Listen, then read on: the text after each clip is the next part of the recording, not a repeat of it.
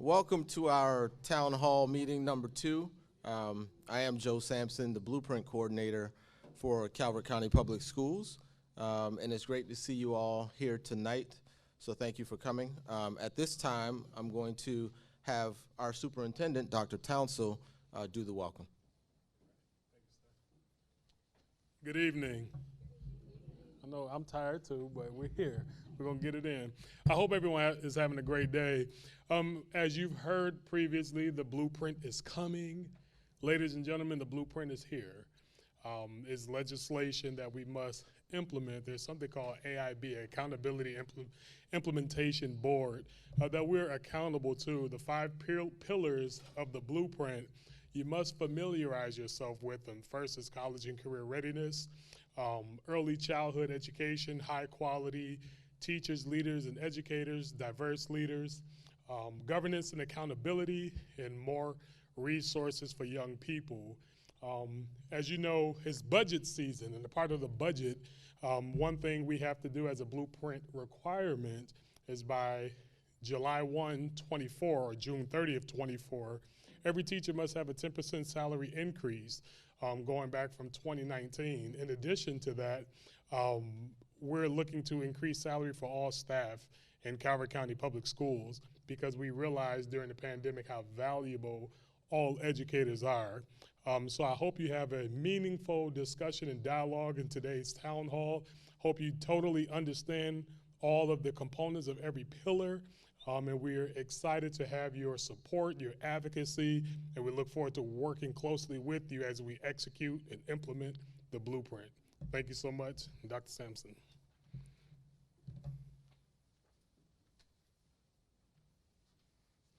Thank you, Dr. Townsell.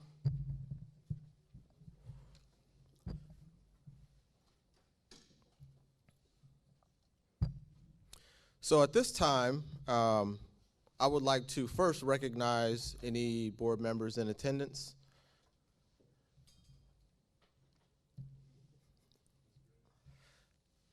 Ms. Belinsky and Ms. Grennis, thank you for coming. And next, I want to introduce our steering committee members for the blueprint.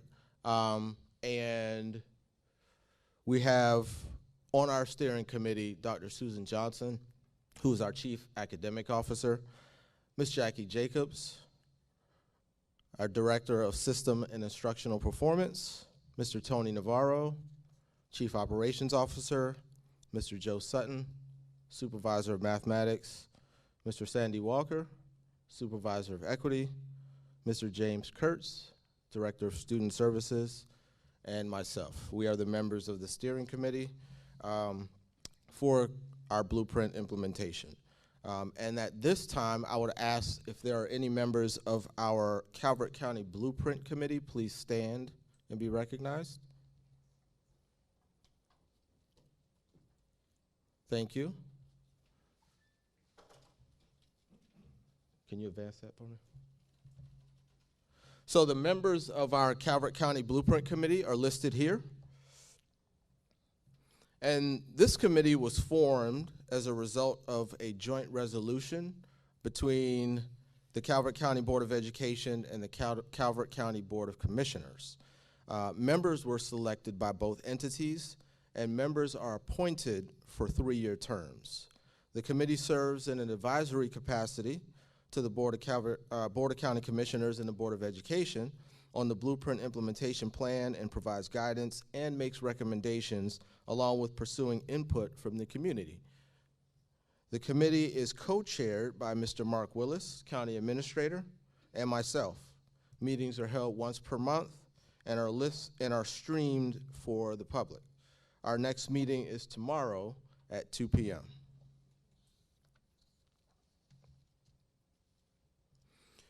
The overview of the blueprint and the purpose and goal is to transform Maryland's public school system.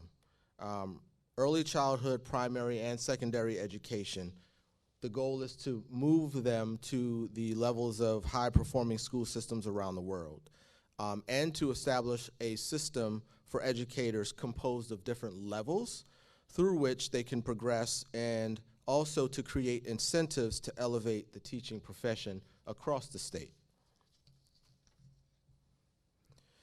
The blueprint is governed by the Accountability and Implementation Board, and the governor appointed 7 members to this board in October of 2021. They are responsible for the implementation oversight of the blueprint. And the AIB has the final authority in cases where conflicts may arise between other entities. Future meeting dates for the AIB are posted on the Maryland General Assembly website. Now, the blueprint is broken into 5 policy areas, or otherwise known as pillars, and Dr. Townsell mentioned those pillars earlier today. Early childhood education, high quality and diverse teachers and leaders, college and career readiness, more resources for students to be successful, and governance and accountability. You will hear from our pillar chairs in just a few moments, but what I wanted to just highlight are a couple of things with regard to our implementation plan. Currently, the plan is in a template form. There are 164 questions on the implementation template. They are composed of tables and written responses, so narratives. The questions ask what is currently in place now in our school system, and the ultimate goal is to get to what are we going to change moving forward. But for the first phase, phase 1 of the plan, we're reporting out on what we're currently doing, while also talking about some of the ideas that we may have moving forward for the next phase of the implementation. And the first phase is due March 15th, and we are currently sitting at 83% complete for our plan, which is due in a few weeks. So at this time, you're going to hear from our pillar chairs to give you an overview of the pillar, as well as some remarks about where we are with implementation, and then we will do a little activity to get you familiar with that and also engage with the work. Ms. Jacobs?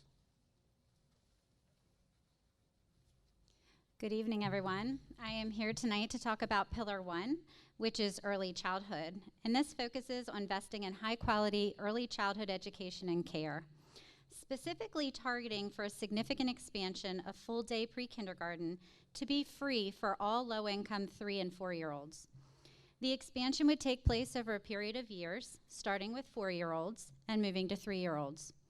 It would give top priority to families and students living in the greatest poverty, both in terms of access and quality. The blueprint uses a tiered system to identify eligibility for enrollment in full-day pre-kindergarten programs. Tier 1, 3-year-olds and 4-year-olds, are families' income that is less than or equal to 300% of the poverty level. Tier 2 are 4-year-olds whose family income is more than 300%, but less than 600% of the federal poverty level. If space is available, families in Tier 2 category would pay on a sliding scale a portion of the tuition to attend. Currently, most of Calvert County Public Schools pre-kindergarten programs are half-day programs. As our system meets the blueprint requirements, Calvert County will move our half-day programs for 4-year-olds to full-day programs. This move will reduce the number of available pre-kindergarten slots. The blueprint does look to partner with the expansion of pre-kindergarten through the combined efforts of the public school system and private providers. Calvert County Public Schools is currently working with Head Start to help expand the number of full-day pre-kindergarten slots for the upcoming school year. Calvert County Public Schools is interested in supporting private providers in completing the pre-kindergarten expansion grant. The pre-kindergarten expansion grant is a competitive grant program administered by the Maryland State Department of Education. It provides funding for local education agencies and private providers to administer high-quality pre-kindergarten. In addition to providing private providers funding, the grant also creates a partnership between the local school system and the private provider through professional learning so that we are able to support all pre-kindergarten students. The overall outcome of the blueprint for Pillar 1 is for all children to have the opportunity to begin kindergarten ready to learn. If you would go ahead and click. So tonight, if you select Pillar 1 as your focus area, you will have the opportunity to dig deeper into one of the following areas. The first is pre-kindergarten expansion. For this area, you would read about the focus of pre-kindergarten expansion and the families that are served. You will engage in discussion around how we can increase participation in pre-kindergarten programs for 3 and 4-year-olds that are income eligible. What challenges may prevent families from enrolling? What challenges might Calvert County Public Schools have in meeting the requirement of enrollment? And finally, what strategies might the school system use to overcome these identified challenges? If you choose community outreach under partnering with private providers, for this area, you would look at how expanding access to pre-kindergarten is a partnership between CCPS and private providers. In this group, you would discuss how we can collaborate with community partnerships, specifically private providers, to maximize the number of pre-kindergarten slots. What are the challenges and what might be some solutions to this? And then finally, supporting families prior to pre-kindergarten. For this area, you would look at supports available prior to even starting pre-kindergarten or starting school, and what support services are needed for our families. You would discuss barriers as well as strategies, offering support services to families that need them. At this time, I would like to introduce Mr. Tony Navarro, who is our chair of Pillar 2. Good evening. The goal of Pillar 2 is to raise the status of teachers to a high status profession to teach our students. There you see 4 mandates of the blueprint that shall take place when we implement Pillar number 2. Adequately compensate professional teachers for their work. This started back in 2019 with the Teacher Salary Incentive Grant. It continued with the 10% salary increase by by July 1, 2024, and with the minimum teacher salary of $60,000 by July 1, 2026. Support and encourage teachers working in teams to systematically improve schools. Teachers on levels 1 through 3 of the career ladder will spend 60% of their working time teaching in the classroom. The other 40% will be devoted to other duties, including tutoring students, improving instruction, and working collaboratively with teams of teachers, and also job-embedded professional development. And 3 and 4 are those other times that could be spent out, that's included in the 40% of the working day, not in the classroom. What are the levels required in the career ladder? Level 1 is the state certified teachers, and they will be beginning teachers. Level 2 is a teacher pursuing a master's degree or an NBC, the National Board Certification. And level 3 is an NBC teacher. And level 4 is where a teacher could be on the teacher leadership track or the administrative track. Today you will have the opportunity to select 3 areas of Pillar 2 to look at opportunities and challenges with respect to implementation. The first is the assistant principal and the 20% teaching time. Our assistant principals will spend 20% of their time teaching students. The other 80% of the time will be devoted to professional development and working with teachers. And we will encourage you to look at this area in terms of challenges and opportunities to implement. The other part of Pillar 2 to dig into is about the National Board Certification, what strategies our school system can use to implement this opportunity for teachers. And the other part of Pillar 2 is the 60-40, where 60% of a teacher's time during the working day is teaching in the classroom, and the other 40% is spent on other duties such as tutoring students, job-embedded professional development, and working with the other teachers. Thank you. And now I'll turn it over to Pillar 3, Mr. Sutton.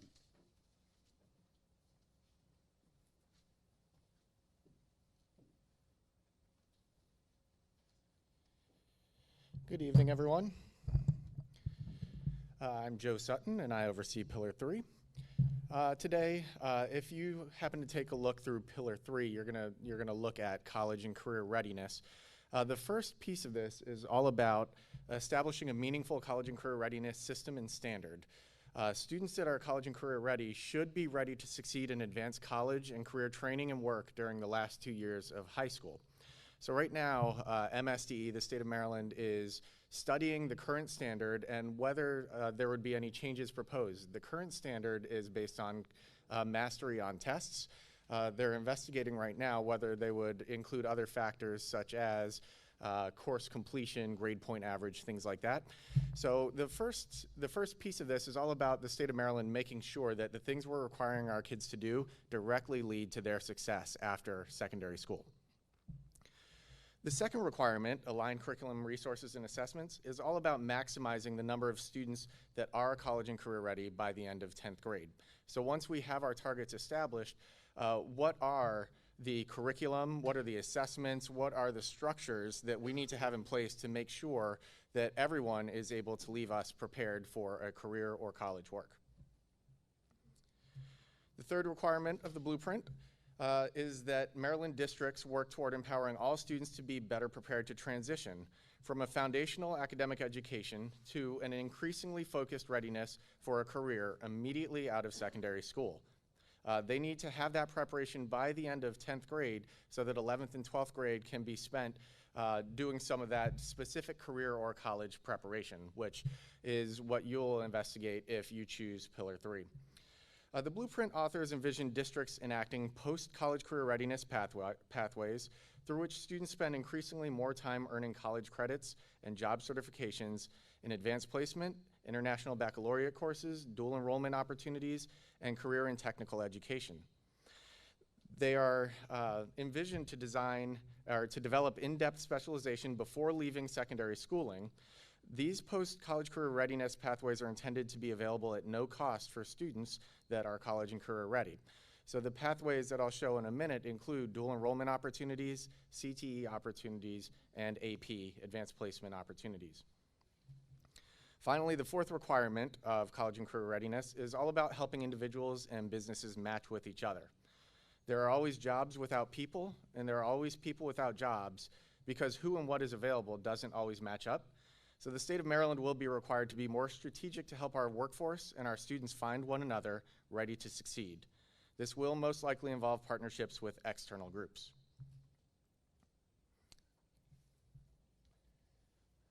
So a quick visual for what this could look like.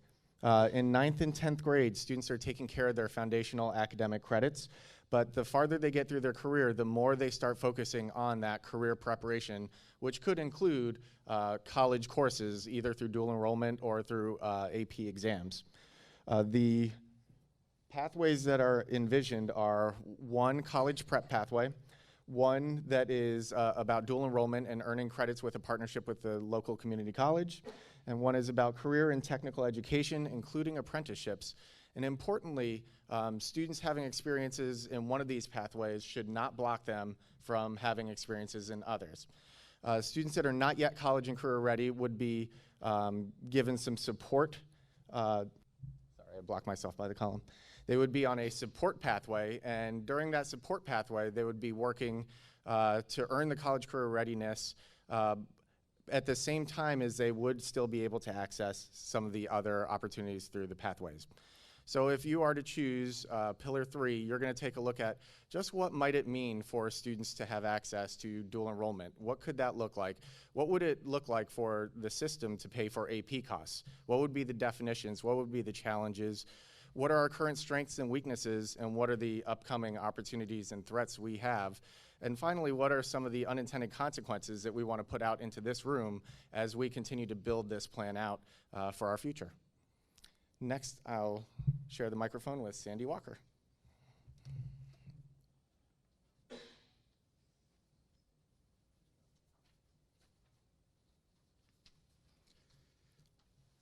I never know how close or how far to stand from this.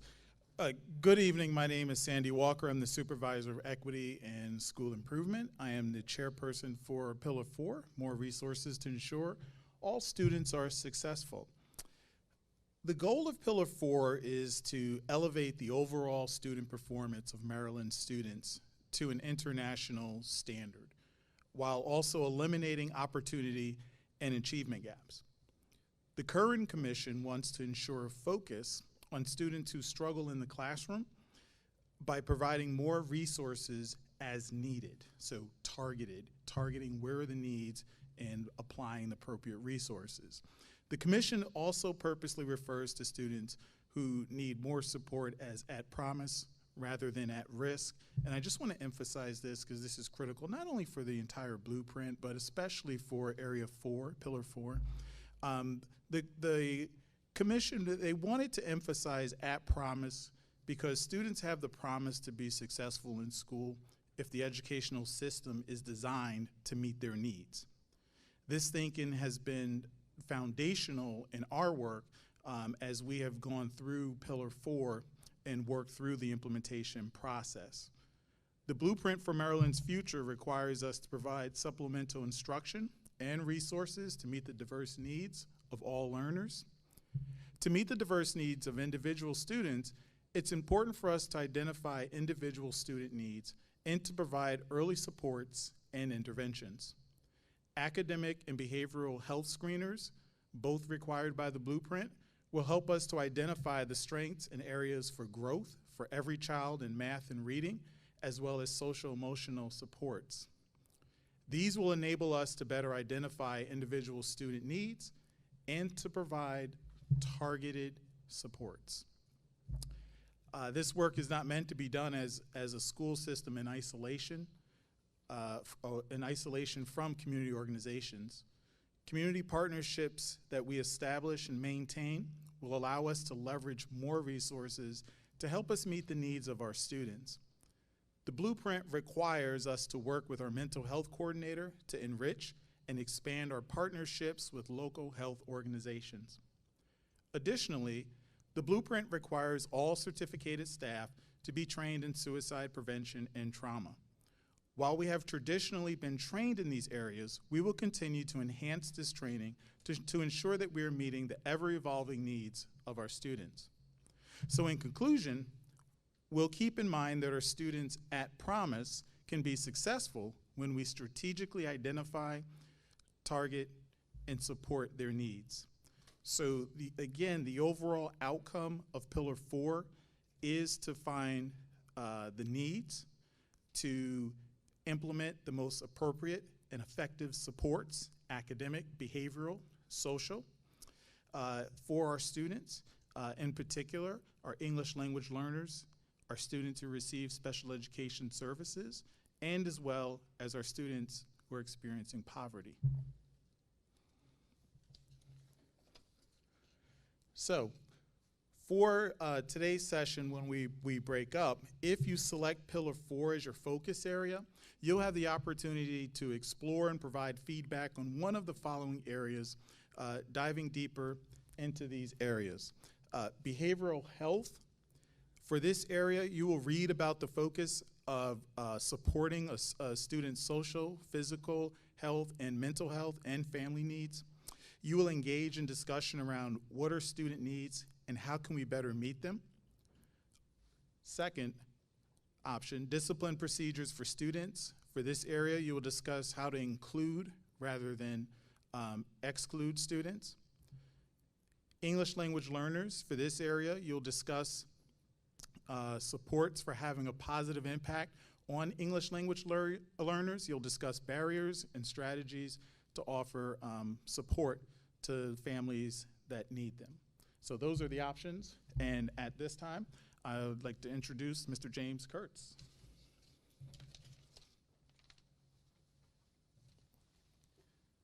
Good evening. I am James Kurtz, Director of Student Services, and I oversee Area 5, Governance and Accountability. This area is quite different than the other areas because it's dealing with the governance and accountability of the whole plan.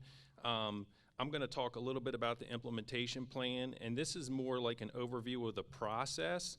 If you see here, it deals with authors of the Blueprint implementation plan, teacher and principal voice. How did we incorporate teacher and principal voice? What quality control and project management methods did we use? How did we engage stakeholders, monitor implementation, and how did we analyze availability and use of Blueprint funding? First, for the authors of the Blueprint plan, the implementation plan asks us to identify and select individuals responsible for developing and writing its blueprint implementation plan. We selected experienced educators who had diverse experiences in education, who represented a cross-section of positions to ensure voice from all facets of Calvert County Public Schools with knowledge and expertise of the specific areas within the pillars of the blueprint. For teacher and principal voice, it asks us, the implementation plan asks us to describe how the LEA, that's Local Education Agency, ensured that its implementation plan included teacher and principal voice throughout the development of the plan. The CCPS Steering Committee solicited volunteers from school-based principals, classroom teachers, and support staff so that feedback and recommendations could be provided from those groups. Those teachers and principals served on the steering committee and provided suggestions and insight during the writing and reviewing process of creating the draft implementation plan. And finally, the district teacher and principal focus groups were created, and also surveys were conducted and administered to get feedback to the steering committee to aid in the discussion and writing of the plan. Finally, for quality control and project management, we created 5 work groups. These 5 work groups were a range of central office and building-based personnel. The work groups met regularly throughout the year to examine the blueprint for their assigned pillar. The chairs of the work groups met with the steering committee, and the steering committee advised the chairs of those work groups for the work that was taking place in the work groups for the development of the plan. Community input was sought through town hall meetings like we're at tonight.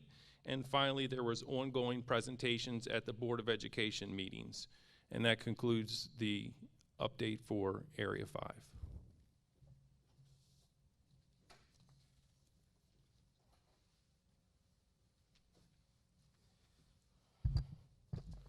Thank you. So at this time, you've heard an overview of each pillar, and excluding pillar 5, and the reason for that is because that's the accountability piece and how we report out.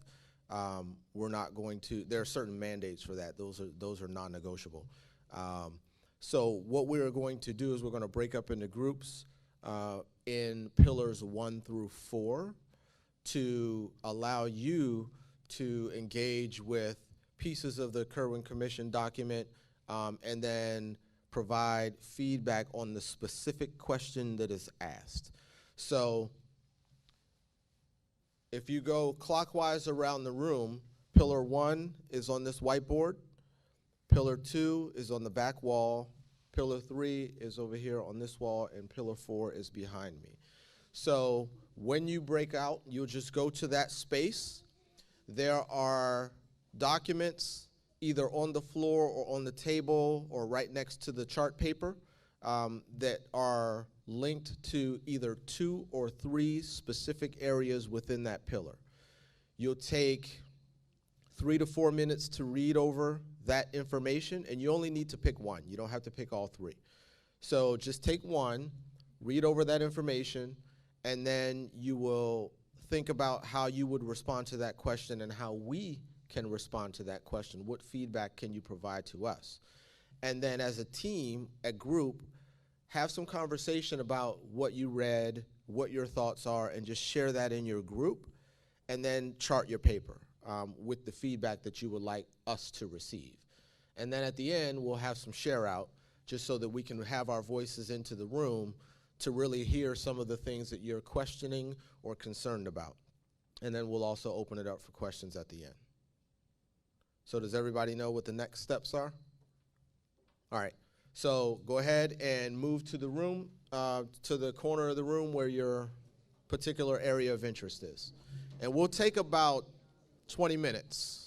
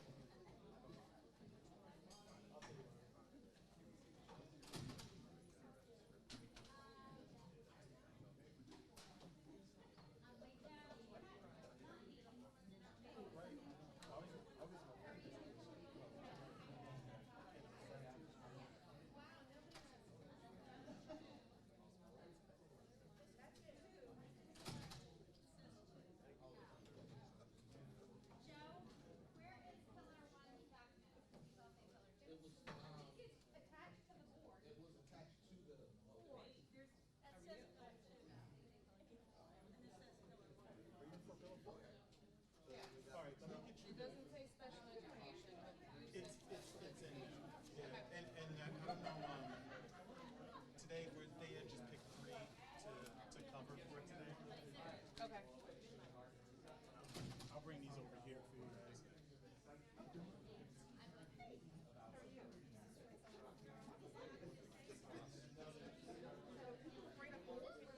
Well, you came over here, so I was going to put these over here for everyone.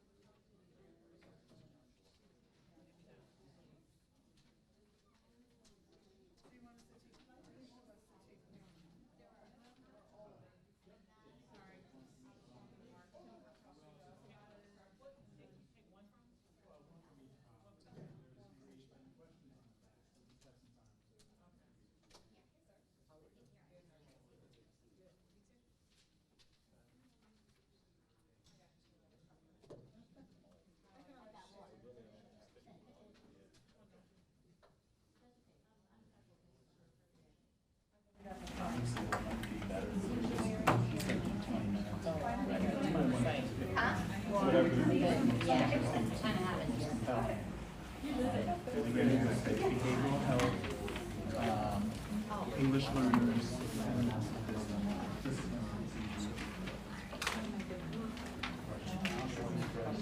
So the question is how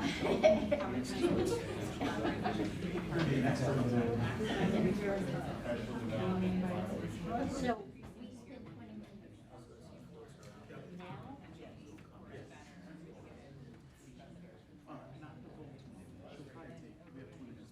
altogether. identify the challenges and strive for them.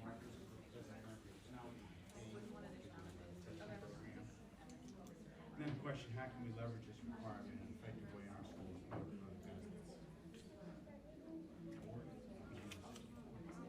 Or the national board certification.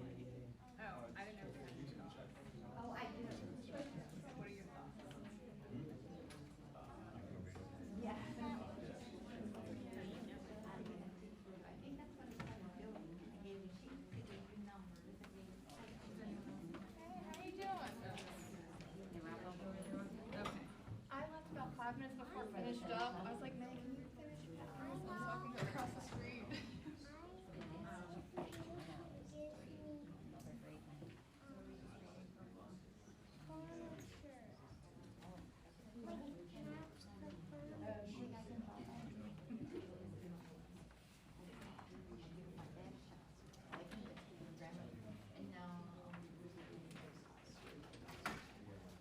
So can I ask you some questions? They may be totally too far ahead. Okay. Is interested in any one of the programs, say outside CCPS, how do they qualify to make the state requirement to be allowed to have a child?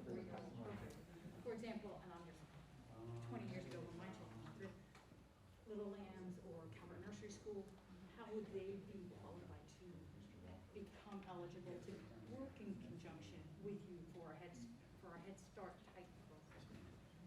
So there is a pre-K expansion grant, and they would apply for that. Part of, and I'll let Joyce fill in anything that I missed along the way today. But so the private providers, according to the blueprint, have to meet all of the same requirements that the school system does. So they have to have a certificated teacher in the classroom. The assistants in the classroom have to either have a CDA or an associate's degree, and they have to, there are all these other different requirements that the school system also has to meet, so does the private provider. And so they would apply for the pre-K expansion grant, and one of the things that Joyce has been doing is offering support in writing the grant. All right. And so. We will, it hasn't come out yet. Right, but Offer help to anybody who wants to help. so. So for those schools, but right off the bat, For those daycares. for those daycares, Then I want to for talk a little example, bit about our things that nursery excite school you is and things that co-op, concern you so that about what would you're reading in make this. them ineligible And right then away. from because there, I the want to other break parent up would never and have people actually write Well, some not things never, onto but- this.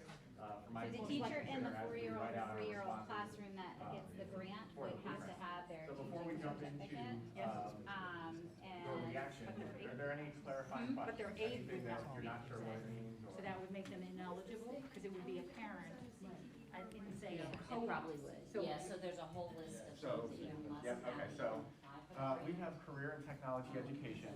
A lot of it happens at this building, the Career Technology Academy, but some of it is outsourced to the building. So for example, the Teacher Academy in Maryland is one of them. We have some Project Lead the Way, engineering courses that actually happen in the home schools.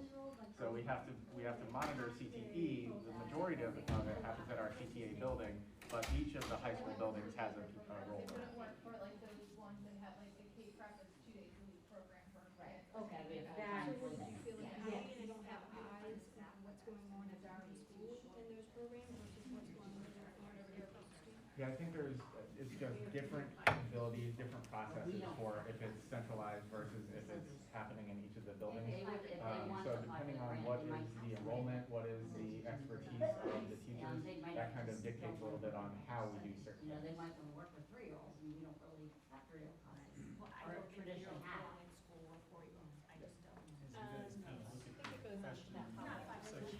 do we going to identify which career tracks are going to be the needed activities that we focus on those, and how do we going to get rid of our program, which As we kind of talk about things that you can share. So right now, we're in the process of creating and aligning a workforce development board, external of our system, that works in partnership to identify what are the needs of the state of Maryland, what are the needs of Southern Maryland as far as certifications, and how many of each certification are we producing? And if they're not certifications, how many kids with these certifications are we supplying into the community? So I've seen a few charts with some of their early work just kind of showing that, hey, we really, really have a need for more welders than we're putting out there. That's a great opportunity for you students. And they're asking for less of this in the community. People with this certification are having a harder time. So either we need to reduce the students that we steer into that, or we need to take a look at, well, what then are the certifications you need aligned to that kind of a profession? There's a lot of work that's going to be happening external to us that will guide some of our mechanisms in incentivizing the things that we think are going to be more beneficial for our kids.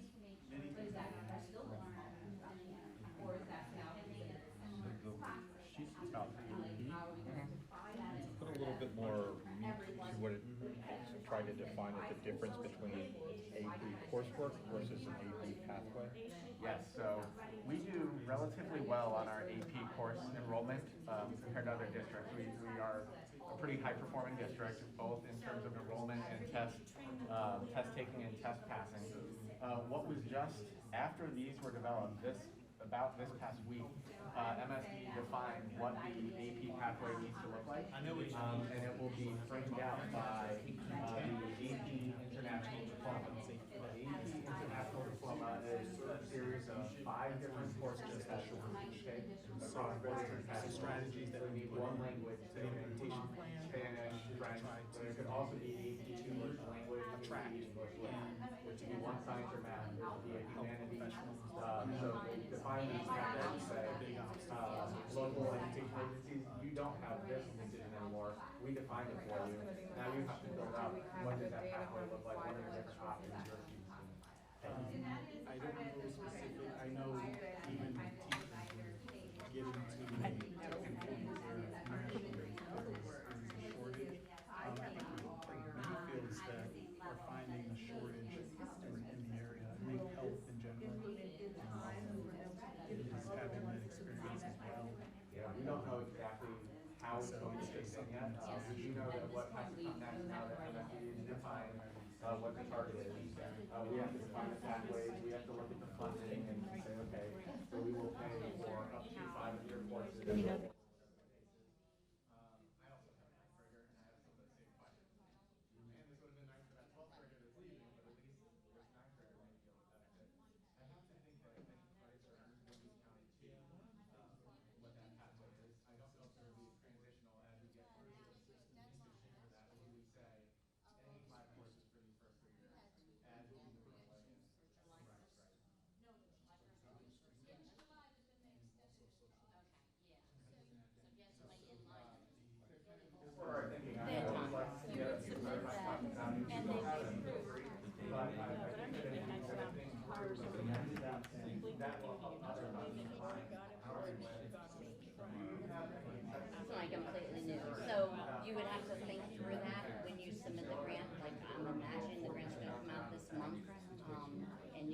submit it probably in April. So you have to write the person's name down, and you have to submit their credentials and where they are in the process, like do they still need to take praxis or whatever, to submit the grant. So as you all are continuing your conversations, if you would, as you're gathering thoughts and maybe even questions, please go ahead and start charting on chart paper. We have about 9 more minutes for this part of the session.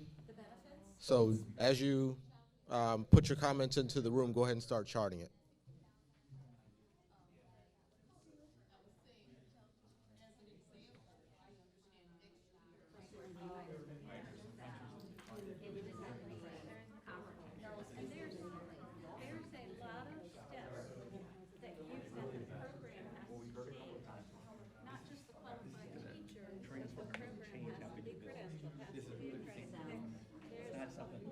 We go along incrementally trying to make improvements. This is a massive mind punch. And it goes back to, because we're going to go to 60-40. All right.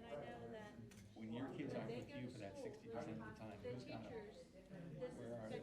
Schools have always been, you're providing support. Dr. Carroll used to say, parents are babysitters for 7 hours. So who's babysitting those kids? Not you. They're ready. So that's going to be more staffing. It's going to be different staffing to now. Until we have an understanding of that. Again, the first map places that have made it work. Look at it. We're not going to get to the point of what's going to qualify as my teaching time. Small group. And that's funny because when you were talking already, and I started thinking about that method. I would start at the end as to what it's supposed to look like, back that to the point you're talking about. I mean, it's not just how we're working inside the school, it's going to be how we prepare people to be in the school. Again, a place like Finland, you don't get in front of a classroom until you've gone through their national teachers college, and you go for 5 years, right? And your 5th year is basically what we think is like our student teaching or our practice. You don't get in front until you've proven to your peers and to your college professors that you know your field.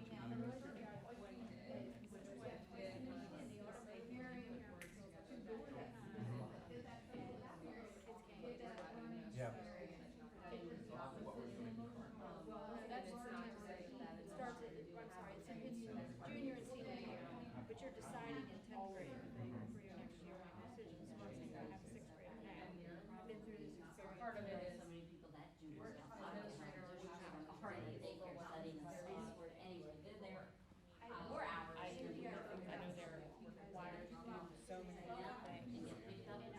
And so staffing is one of the things that is in this plan that needs to be addressed.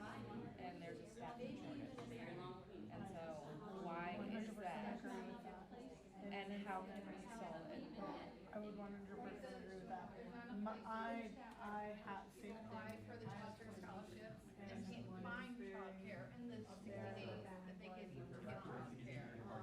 So is this trying to provide childcare in the setting? Well, like the childcare facility. How do you get 3-year-olds 8 hours a day? Like that's, they still need naps, they still need that downtime, that help. And we don't want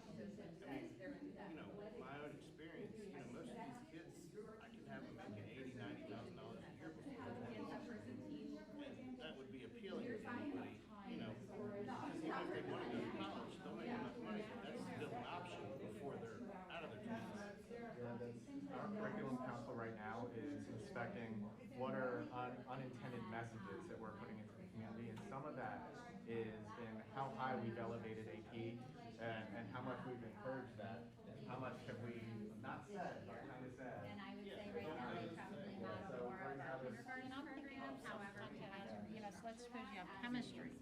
The person who is taking over for that chemistry class for the 40% is going to have to be knowledgeable in chemistry. You're going to have someone for every class. And there's almost like a period of time during that. Is there any way you can take it off the modular for a second while I adjust something?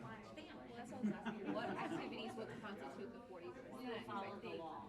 Understanding what that 40% can be can almost be helpful to determine how those students would be dispersed. Is it going to be like, you know what, you have our core pathways, this is our AP college, our counselors will take this for a period, and they're going to talk about college one day a week, and how that will look, and the college they want to go to, and their areas of like, a whole thing, resumes, Some of the college things, looks, because like everything college based. when we're looking at 3-year-olds. See essential enrollment, how would those, maybe those students would go that route, so that could be a period, or whatever, 4-year-olds, like focusing on that. already have Or some. part of it could be, kids are now being pulled aside to do whatever supports they want. If they have IEP or 504, making sure their reports are correct. Or if they're doing a one-on-one tutoring, in small groups. I mean, I think understanding what those 40% constitute activities and building that, then we can figure out the staff we need to support those students, what we can do. And kind of maybe, like you say, back mapping into how we could create this big program from like the little pieces here to like come together.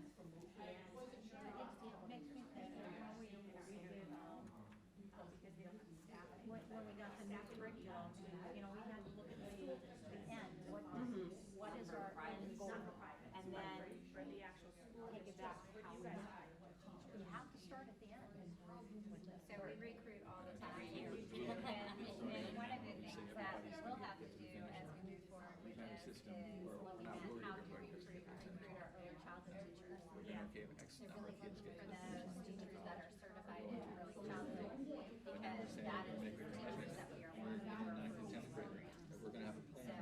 So we constantly recruit across the state and across eastern part of the state or United States, and then we go to many different places to recruit overall for teachers, but early childhood will be one of the things that we're looking for as we are looking at Pillar 1. Some of the things that we have been discussing, if we are able to get private providers, how do we support them? Well, the 60/40 is rolled out 8 years, and it's determined timeline by the Board of Education. Now, it's a 10-year window. With a 10-year window to implement. In 5 years, we need more out of the units. What is construction going to do about that? How are we going to get more days for that to happen? Yeah, I was just wondering about that very thing. I mean, it sounded like they're going to be examining that with some sort of stuff like that. But yeah, my son who's in 8th grade now is interested in welding program. But even at the tour thing,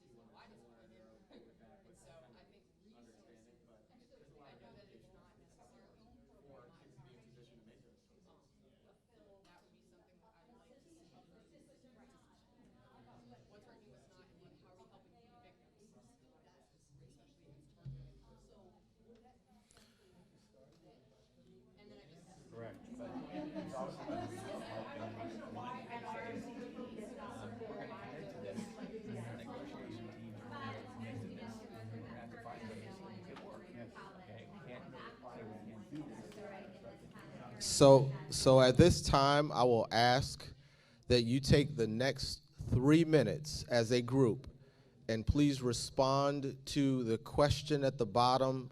And you can do that as a team on the the paper that you have, that you're holding, there's a guiding question at the bottom of it. And if you could respond to that, maybe as a group on the chart paper, take about the next 3 minutes, have a conversation about that question, and chart that out. And then we will do a share out activity for everyone in the room so you can hear from each pillar.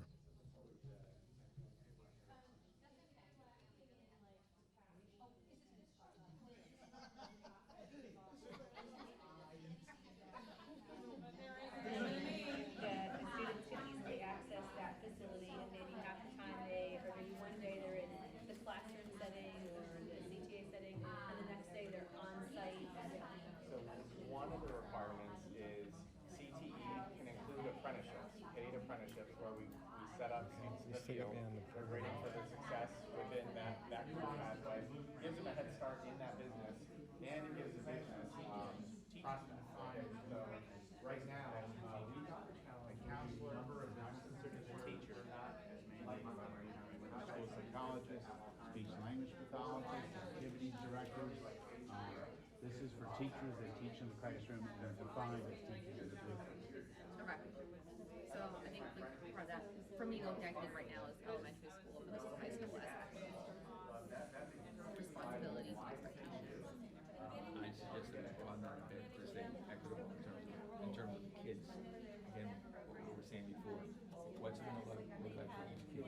Each kid at the end of his 12 or her 12 years, at that age, as he or she had the same opportunities across the board, elementary, high, to get to the state, to get to the degree, to get to the college, to get Well, that's really going to be that over there. We're talking about like the high quality diverse teachers. So how will our system as teachers be equitable? Not necessarily for the student aspect. That pathway, I think, is more pillar 3, not pillar 2. I don't disagree. I think the kids have to be in all 5 pillars. The other thing that is That's the government for the group over here. Oh, no, I'm talking about, and just when you were talking about the idea of how will they get to these places, how do they have to live in our Saying get to the places means that they've been successful. What do we offer from K through 12? Yes, That's there's a lot on there, so you better get on that. That's where the equity comes in. That is right. But they didn't make it because of their socioeconomic culture. Didn't make it because of their zip code. They didn't make it because of their race. I have a pre-K student and I have second grade students, and both have come to me about and ask questions, about what they've learned and how, like, I've heard them implement. Well, let's get a timer. Like, let's solve this problem with a timer. I guess one of the ways to do that is a timer.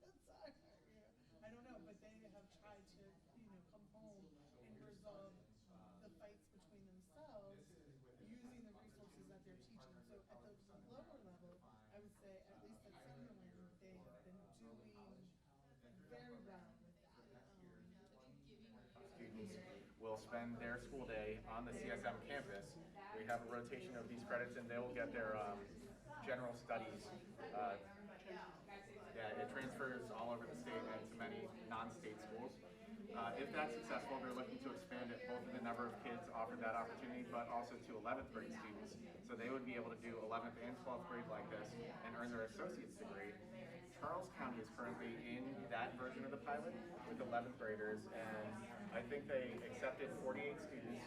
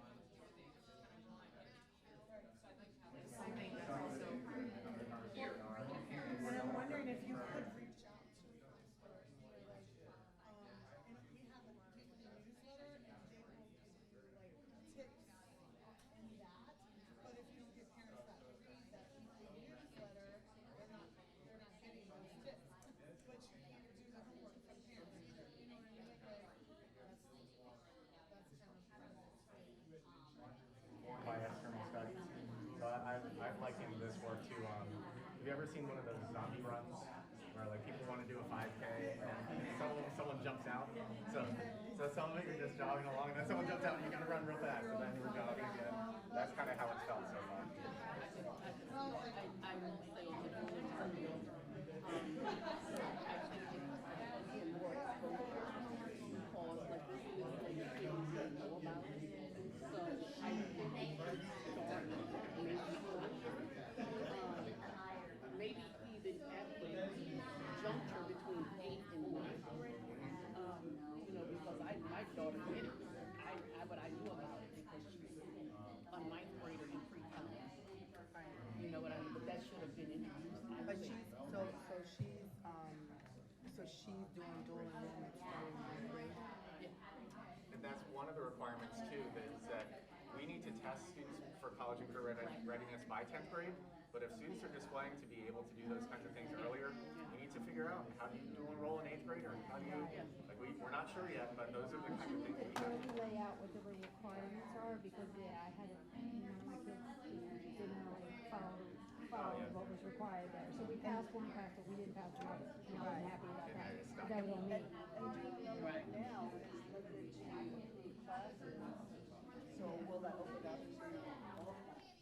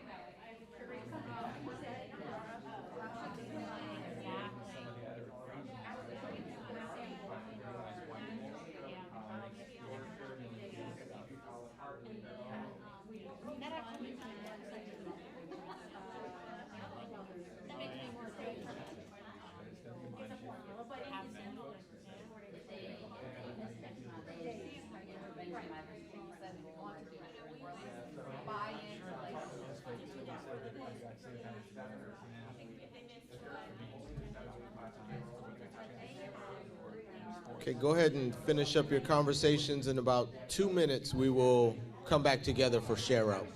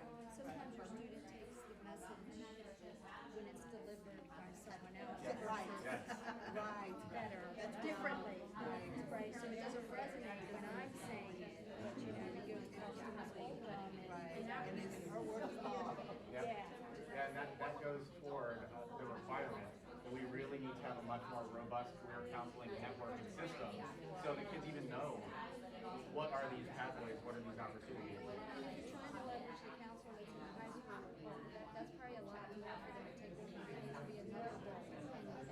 And that person, that's what they're focusing on. So the population of So dedicated students to is for that purpose. And the other one's helping them deal with getting through their normal schedule at the home school. Yep, and I think that is the vision for the model, that we would have our school counselors doing academic advising, the trauma bullying type emotional support.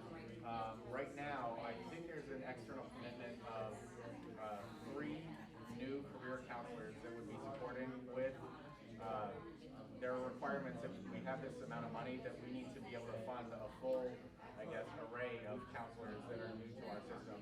I don't know exactly how it works. I think they wouldn't be our employees, it would be the external partners' employees, but there would be these requirements of how they work with our students and how many students, the hours they put in, that kind of thing. Yeah, you're quickly cutting right through some of what took us months to think or realize.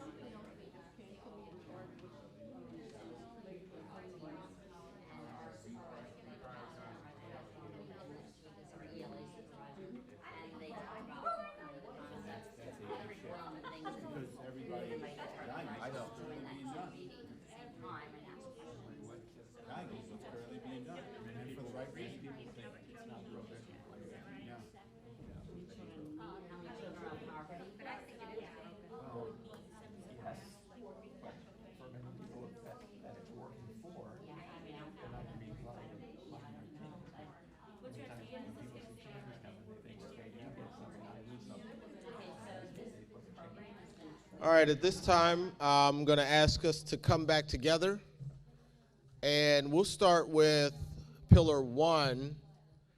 And so the task at this point, you can stay where you are, but we just ask that you take 2 big takeaways from what you reviewed, maybe questions that you have, and share out with the whole group. That way they get a glimpse into the thought process of your specific group for that pillar.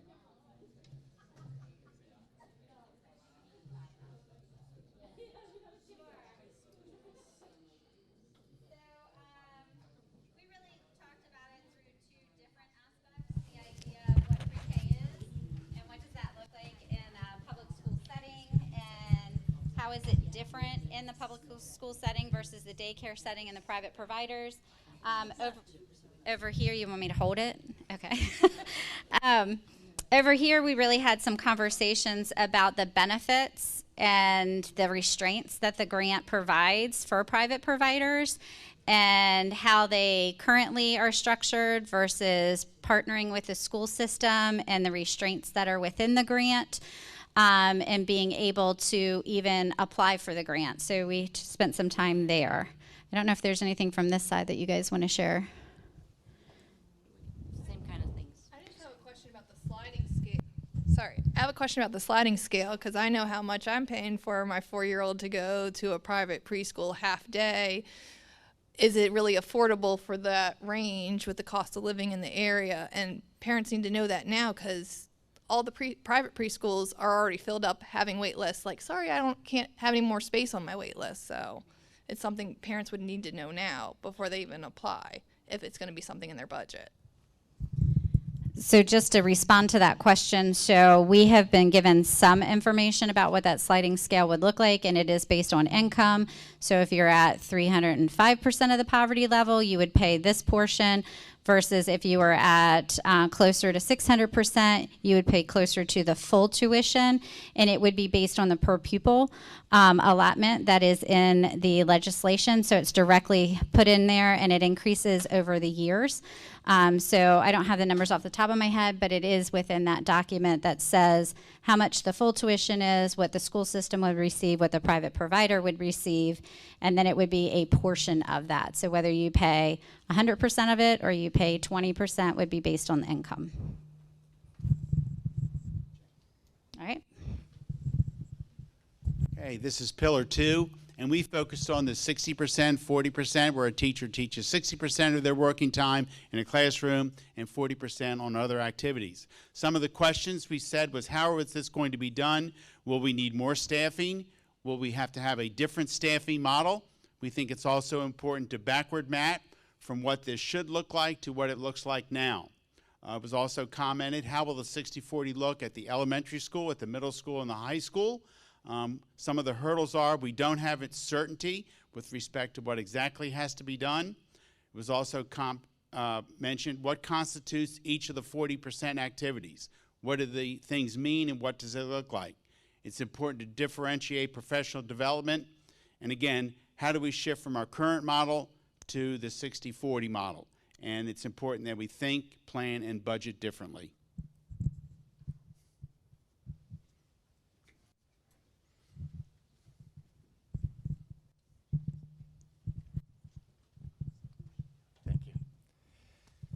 All right, so we were talking about college career readiness and largely the pathways, AP, dual enrollment, and CTE pathways. A lot of the conversation really focused around what kind of flexibility will our students have? How much does an 11-year-old or a 13-year-old really know what their pathway is going to be? And a lot of the concern was, well, will they be locked in this, or can they experience multiple opportunities? And leading into that, to help them make good decisions, what's happening in 6th grade, 8th grade, 10th grade? What are the experiences these students are having, whether it's through career counseling, whether it's through some curriculum that helps students do a little bit more career exploration? How is it that students will know that these are very good opportunities for them? And it's really about what's a good personal fit. So we talked about that. We talked about dual enrollment and what that can and should look like as we look at trying to lift various different options for students for them to be able to earn an associate's degree by the time they finish 12th grade with us. How would that look? What are the challenges? How do we support that kind of a thing? But we really talked a lot about just the communication. How can these things be known to our community, to our students? Not just that they exist, but they are all really nice opportunities if they fit the direction you're trying to go with your career, your college, your pathway. Did I miss anything else big? All right. Thank you. Thank you. So for Pillar 4, we honed in on behavioral support, and we talked about a lot of stuff under the sun. But just to pull out a couple of key points, we talked about connection to families, and we talked about the materials and supports that we're using. Really the question is, how can we one, include, but also inform families of what we're doing and what is effective. And along with that, we had some conversation around the things that we are doing. How do we know that they're effective? And is it that those things are not the right thing, or are they need to be drilled down and implemented to fidelity? And so, and knowing the difference between the two.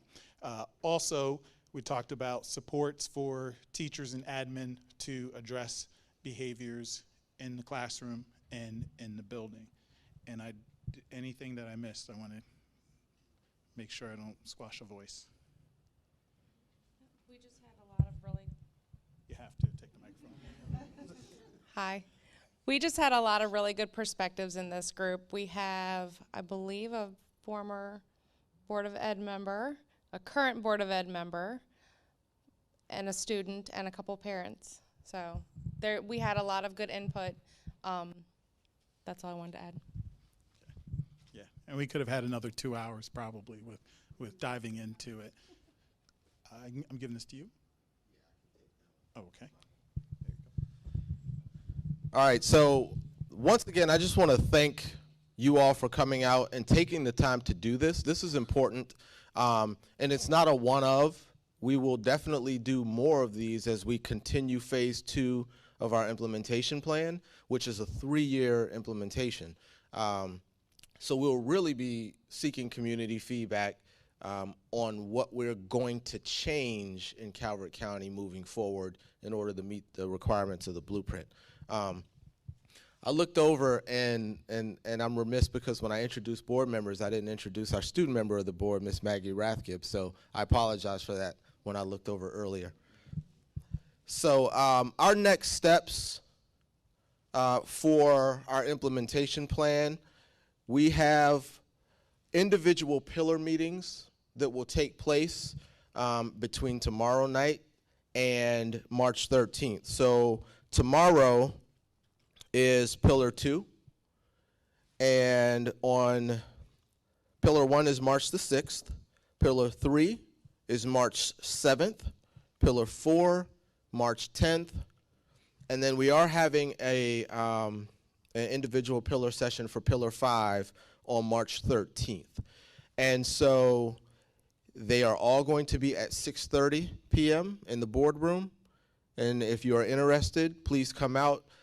Because the format for those meetings will be like this, where you'll actually engage with the questions in the implementation plan and our responses to the questions and provide feedback so that we can then move forward with that. Then on March 9th, we'll have a presentation to the Board of Education on Pillars 3 through 5, which will be a general overview of each piece of the implementation plan, so a summary of the implementation plan for those pillars. And on March 15th is our due date, where we have to submit our draft to the AIB for approval. We don't know how long the approval process or the review process will take, but once the draft is submitted, it will then be made public, and so you'll have a chance to then read the draft in its entirety. So with that, that concludes the information. Are there any general questions for the group that either our pillar chairs or myself can take note of as we move forward to try to finalize this work over the next couple of weeks?